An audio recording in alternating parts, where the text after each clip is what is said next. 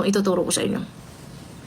Sa mga first timer dito guys, number 10 po ang i-check out nyo. Basket number 10. Dalawang produkto na po yan.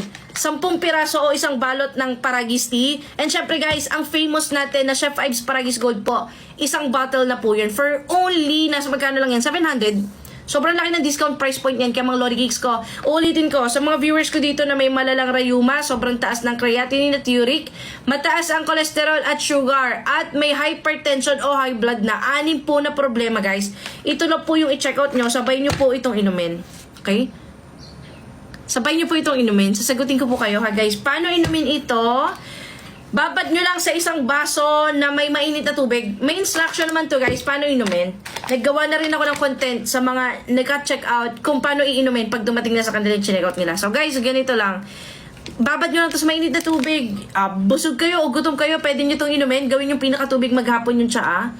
Gano'ng karami yung capsule? Ma'am Riza, 2 to 3 capsules sa morning. Before meal or after meal. Same sa hapon or sa gabi. 2 or 3 capsule ulit. So, guys, ito. Bakit may 2? Bakit may 3? Ito na.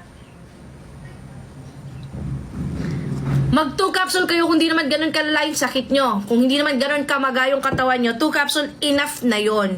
Pero guys, kung sobrang magang-maga, sobrang sakit, sobrang komplikado na